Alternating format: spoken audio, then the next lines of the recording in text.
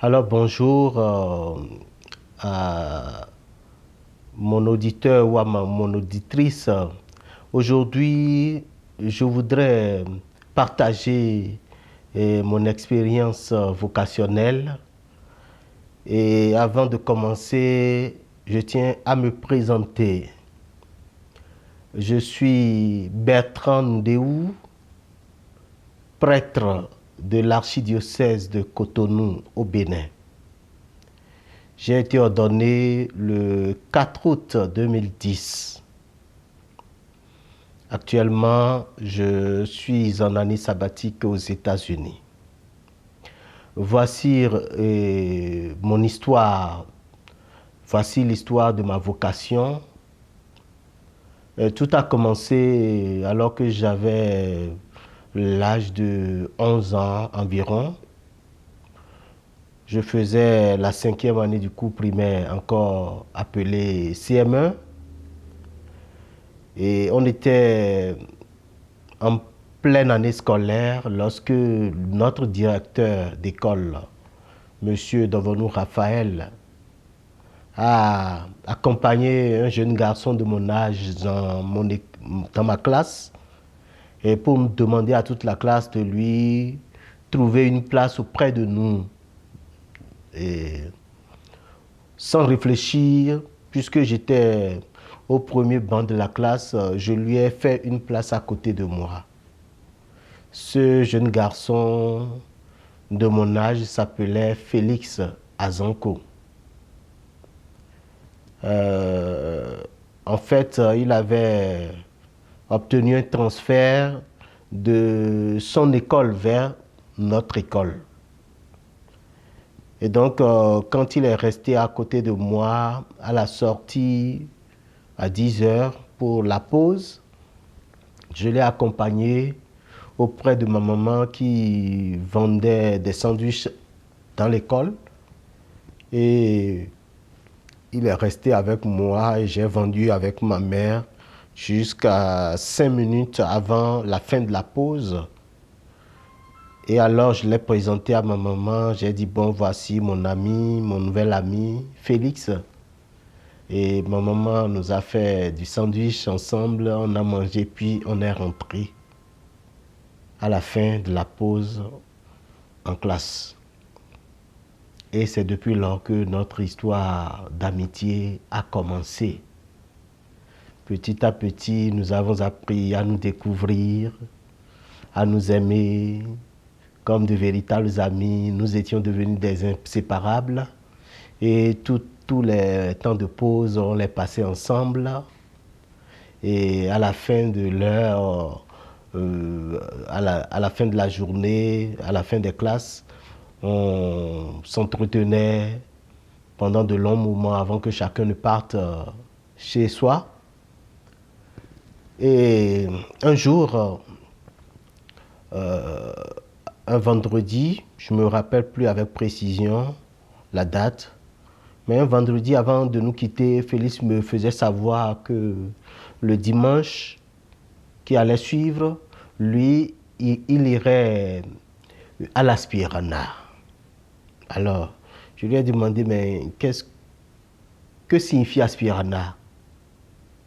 Et c'est là qu'il m'explique que c'est ceux qui ont la vocation pour devenir prêtres, qui font un cheminement avec les prêtres de la paroisse pour mieux se faire connaître d'eux avant d'être envoyés au séminaire. Alors, j'ai dit, mais tiens, ça me plaît aussi d'y aller.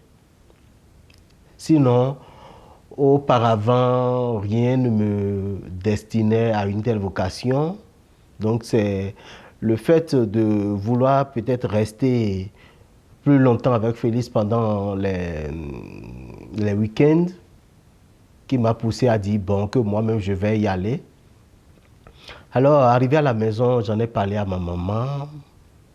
Maman a dit, mais tiens, c'est une bonne chose, je vais en parler à ton papa. Et puis, quand papa est rentré, maman lui a soumis cette affaire. Et Papa était tellement ravi parce qu'il disait que il aurait bien voulu que son garçon aîné devienne prêtre, qu'il avait même effectué une démarche auprès de notre cousin Joseph Dengboé pour que mon grand frère puisse entrer au séminaire dans le temps. Mais mon cousin lui avait dit que ce n'est pas un parent qui doit avoir la vocation à la place de son fils, c'est l'enfant lui-même qui doit avoir cette vocation pour que ça ne soit pas quelque chose d'imposé. Et, et d'où mon papa était vraiment très heureux d'apprendre cette nouvelle. Et il disait même que si tous les autres garçons qui restaient voudraient devenir prêtres, que lui, il est prêt à les laisser partir. Et donc, c'est comme ça que j'ai obtenu l'autorisation pour pouvoir aller pour la première fois à l'Aspirana. Effectivement, le dimanche, Félix est venu me chercher et puis nous sommes allés. Nous avons quitté Agla, notre quartier, et nous avons marché pour aller à Fidjirosé, à la paroisse Saint-François d'Assise, chez les missionnaires comboniens, pour assister à la première réunion de l'Aspirana. Et donc, on a pris nos noms, ils ont fait la liste de présence, donc j'y figurais. Et à partir de ce moment-là, nous avons commencé à aller à la paroisse Saint-François d'Assise de Fidjirosé au moins une fois par mois. Quand on revenait, on passait à la maison, on déjeunait, et puis j'allais raccompagner Félix dans sa maison. Quelquefois, lui me raccompagnait encore jusqu'à à ma maison. Et finalement, bon, je le raccompagne encore et on essaie de chercher le juste milieu entre nos deux maisons. Et c'est là, on se laisse et chacun rentre chez soi. C'était beau, ce cheminement-là. Et du coup, après une année et demie environ de cheminement avec les pères comboniens, qui régulièrement s'enquéraient de notre travail à l'école, ils visaient nos bulletins de notes et autres pour voir si on était de bons travailleurs. Et pas fini, lorsqu'ils ont su que nous avions de l'ardeur au travail, ils ont décidé de nous présenter au test d'entrée pour le petit séminaire Saint-Joseph d'Adjatokpa. Nous étions un certain nombre de la paroisse, au total 10, à aller à ce texte-là. Mais lorsque les résultats sont arrivés, on n'était que 6 à réussir. Il y avait le père Agapit Beyon, Alapini Lauréat, Martin Anagonu, paix à son âme Zopodo Serge. Il y avait Félix Azampo, et puis il y avait moi, Bertrand Ndéou. Et quand les résultats sont arrivés, le père Gaëtano Montrésor, qui était notre curé en ce moment, il a fait un communiqué pour que nos parents puissent venir le rencontrer avec nous. J'en ai parlé à mon papa, et puis le jour indiqué, mon papa m'a emmené sur sa mobilette à la paroisse Saint-François d'Assise. Et puis le curé les a rencontrés et ils ont parlé ensemble. On leur a donné les listes de tous ceux dont on a besoin pour entrer au séminaire. Alors à la fin de cette réunion, les parents de nous qui étions admis se sont salués dans la cour de la paroisse. Et après ça, nous avons pris le chemin du retour. Et j'avoue que mon papa me donnait des conseils tout le long du chemin, de Fidjirosé jusqu'à Agla.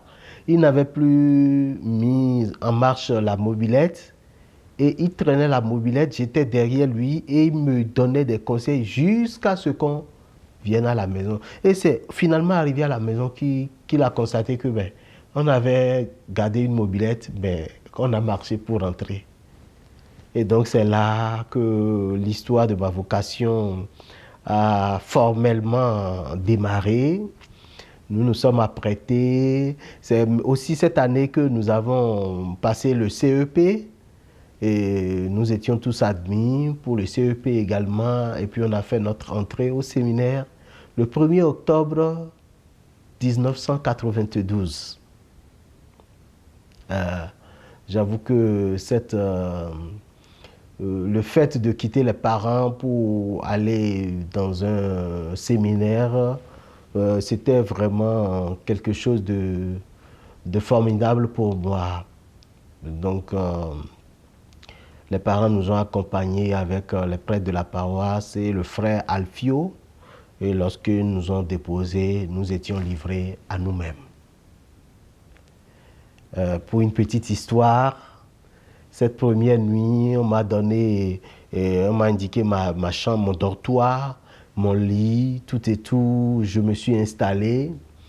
Et comme à la maison, je ne dormais pas sur un lit, un matelas, je dormais sur une natte. J'avais trouvé le matelas tellement confortable que j'ai dormi jusqu'au petit matin. Quand on a sonné le son de cloche, je n'ai pas entendu et je ne me suis pas réveillé à temps.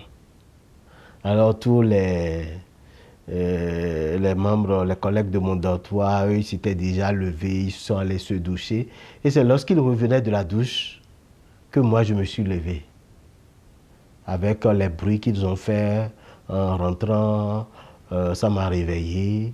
Je suis allé en douche. Avant de finir ma douche, ils avaient déjà sonné pour les loads. Alors, le chef de dortoir a été obligé de m'enfermer pendant que je m'habillais. Et puis, lui, il est parti. Je suis resté là, à crier, à pleurer pendant tout le temps. Il n'est pas venu m'ouvrir le dortoir. Et quelques instants après, j'ai commencé à entendre les louanges, les chants de louanges. Et c'était comme des anges qui chantaient. Et je me disais intérieurement dans mon cœur, mais c'est fini, j'ai raté le paradis.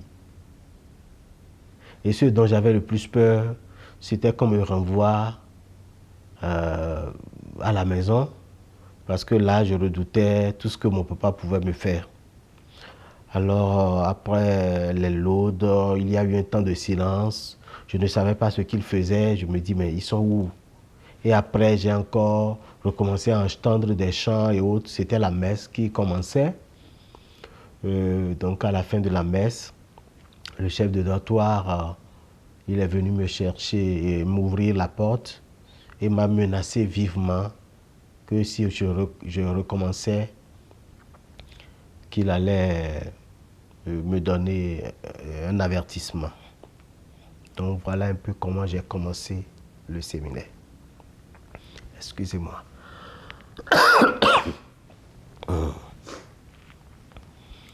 Donc après ça, tout le monde est allé au réfectoire. Avant que je ne vienne au réfectoire, on m'avait déjà servi le lait dans mon bol, sur ma table, alors que moi, je ne prenais pas du lait. Je n'avais pas l'habitude de prendre du lait. Et donc, quand je suis venu, j'ai dit, mais qui m'a servi le lait? Je ne bois pas du lait. Et le chef de table me dit, mais ici, on ne jette pas le repas. Alors, tu vas faire l'effort de boire tout le lait, sinon, tu seras renvoyé. Et là, j'ai pris peur encore. J'ai commencé à pleurer. Et l'un de mes collègues avec qui je suis venu de Fidjirosser, l'un de mes coparoissiens, qui est aujourd'hui prêtre, le père Agapit Béon, lui, il m'a aidé à boire la moitié du lait. Et moi-même, j'ai fermé les yeux et j'ai bu le reste du lait. Bon, et j'attendais à rendre, mais je n'ai pas rendu, heureusement pour moi. Et c'est à partir de ce jour que j'ai recommencé à prendre du lait. Donc, au moins sur ce plan, le séminaire m'a vraiment éduqué parce que j'avais plein d'interdits alimentaires, des choses que je n'arrivais pas à manger. Donc au séminaire, tu es obligé de manger. Donc nous avons commencé la première année comme ça. Et puis au fur et à mesure des années, nous passions régulièrement. Il faut mentionner que nous étions 65 dans notre promotion à entrer au séminaire d'Adjatokpa le 1er octobre 1992. Mais à la fin, il n'y avait eu que 15 prêtres. 15 qui sont devenus prêtres.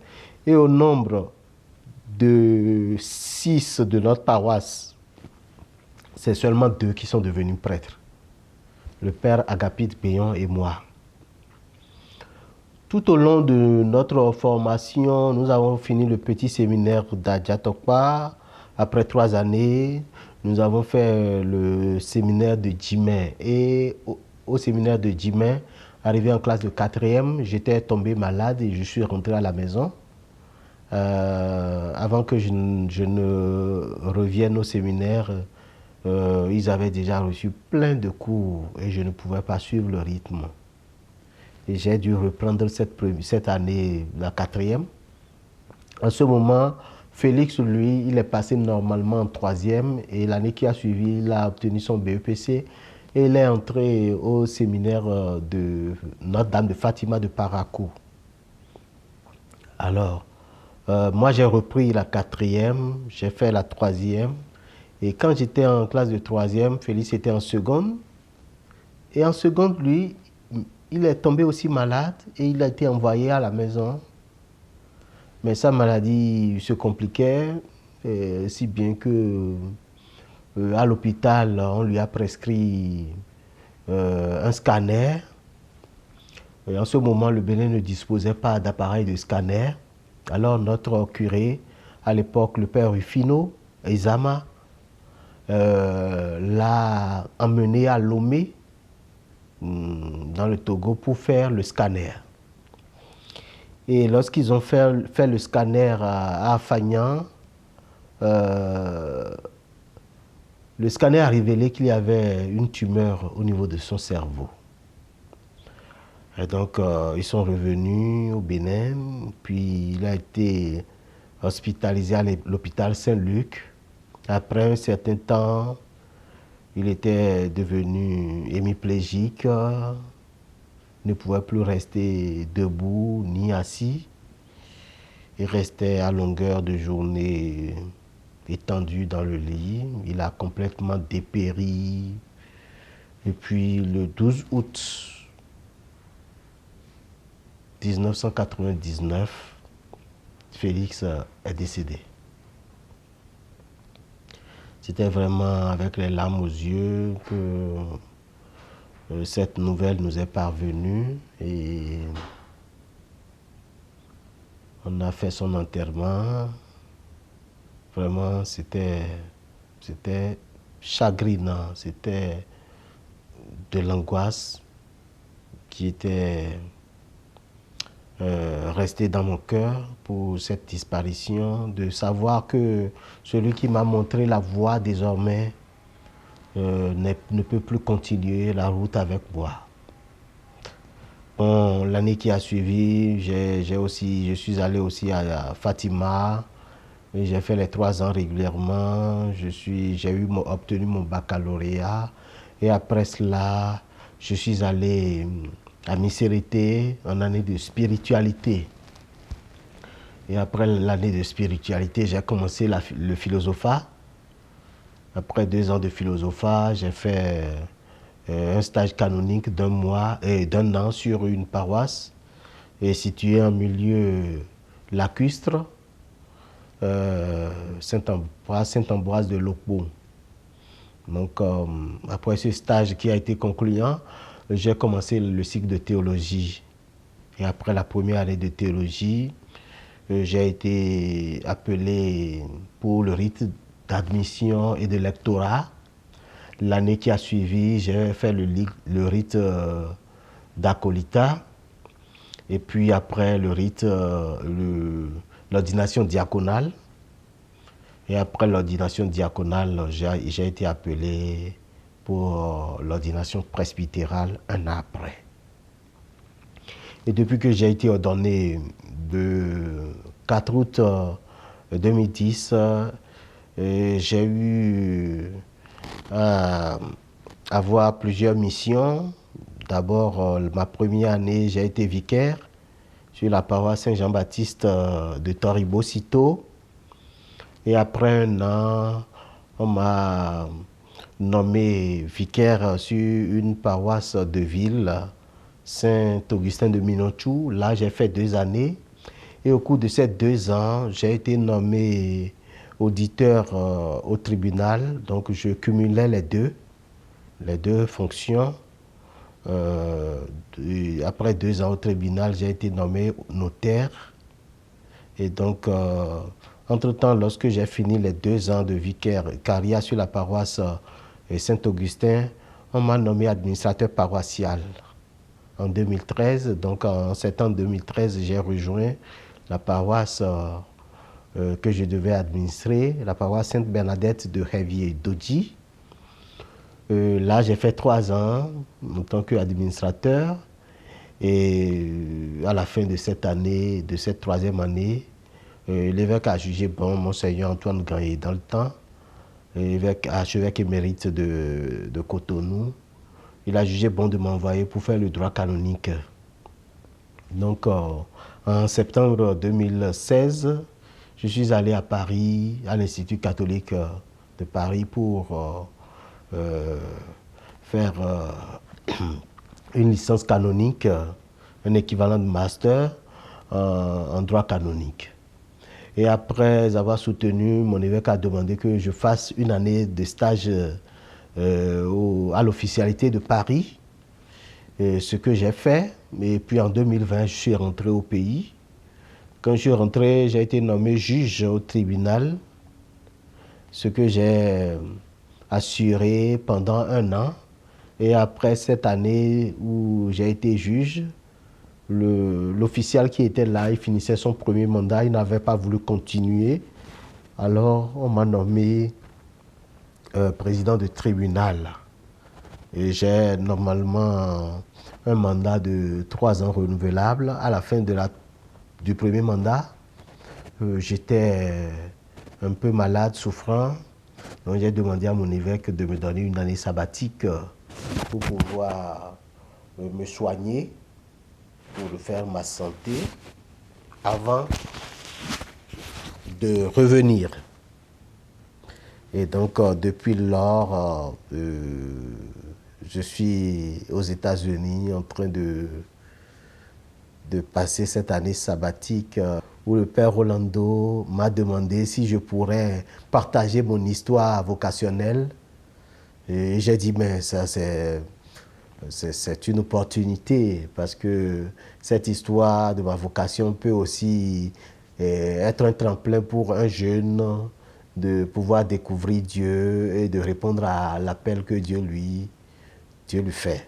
Et c'est pourquoi vous me voyez en ce jour en train de partager cette histoire de ma vocation avec vous. Et comme le pape Jean-Paul II l'a dit, la vocation, c'est un don, mais aussi un mystère.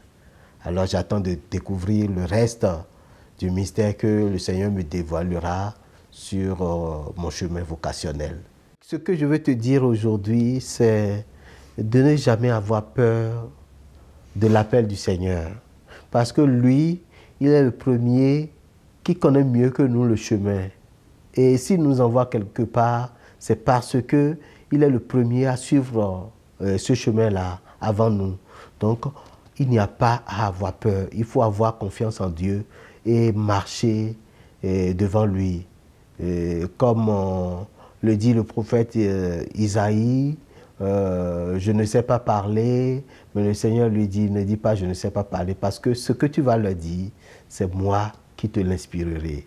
Donc, lorsqu'on est envoyé en mission, lorsque Dieu nous appelle pour aller en mission pour lui, nous n'avons pas à nous inquiéter de ce que nous allons dire, ni de ce que nous allons manger. Dieu pourvoit à nos besoins, au-delà même de ce que nous pouvions imaginer. Merci.